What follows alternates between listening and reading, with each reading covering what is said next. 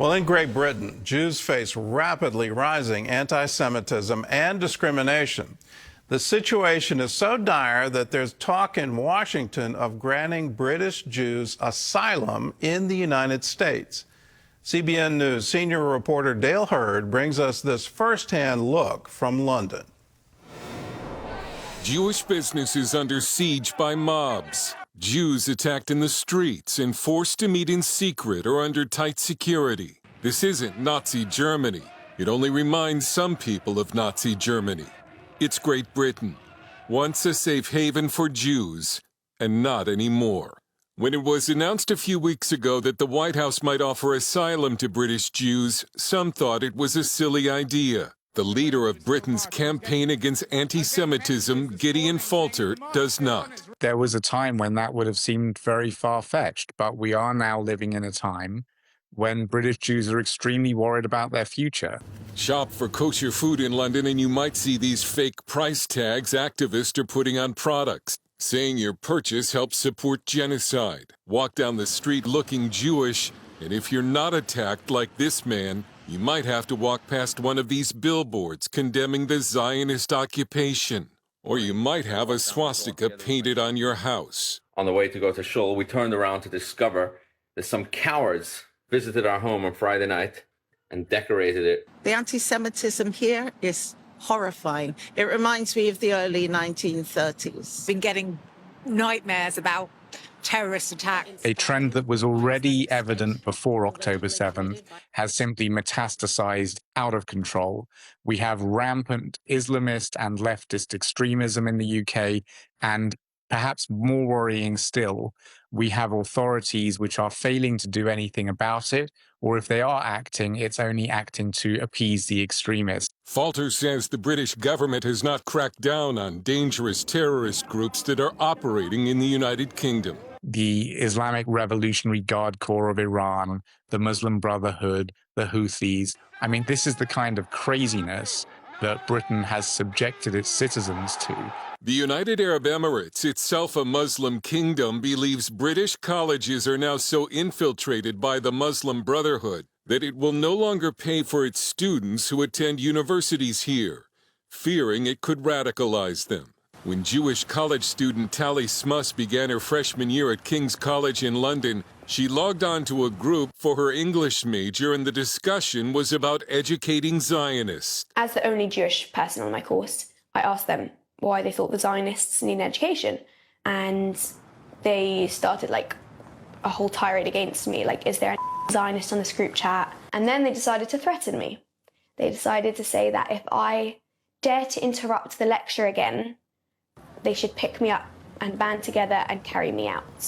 And when she took the matter to a college official, she tells me, maybe you should try to understand why they're treating you this way. Gaza, Gaza, make us proud! Put those lions in the ground! British kids who are going to be our next leaders are being radicalized into a way of thinking that is so fundamentally un-British that it is just unrecognizable.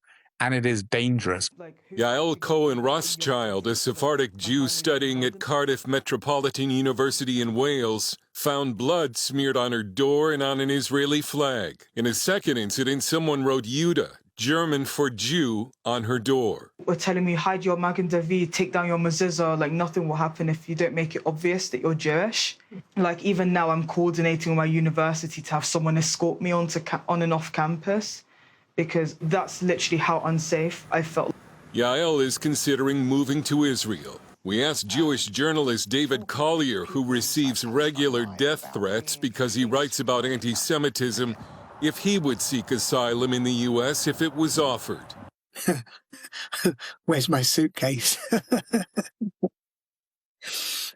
I'll be honest. I mean, I would imagine that if it was serious, I would imagine there will be a lot of takers. Very few British Jews now believe the situation here will improve. 2/3 have said they don't believe they have a future in Britain. And now their options are to either deal with the danger they face or leave. It's becoming much harder to believe in a future where I and my family will be safe. Neither of my children will be here in 10 years' time.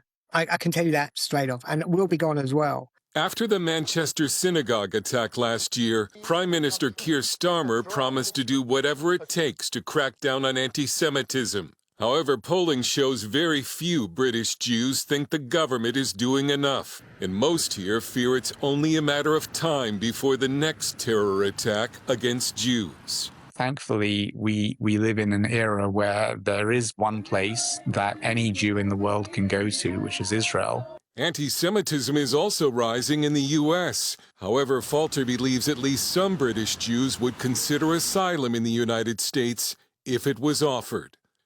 Dale Hurd, CBN News, London. Let's be aware of the rising anti-Semitism, and it's really taking a hold throughout Europe.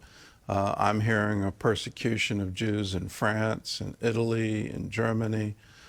You hear these reports and you go, how can we stand by and watch this? It is something that has plagued Europe, and it just is absolutely incredible. My fear is it will start to plague the United States of America.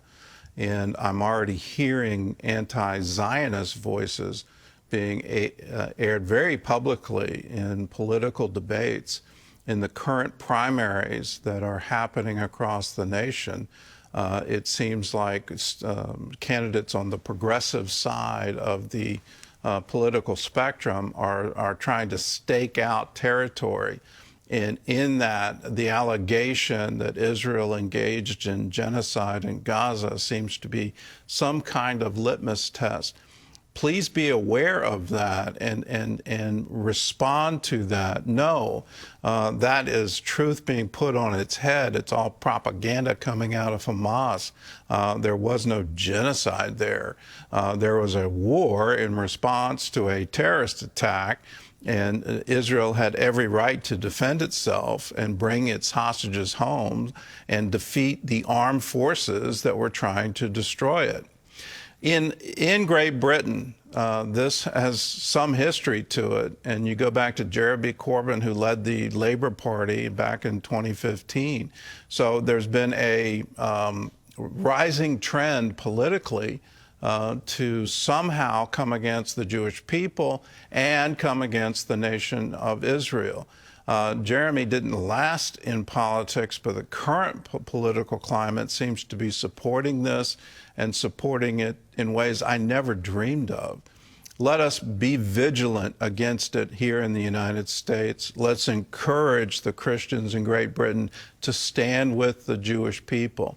We vowed after World War II, the entire world vowed, never again.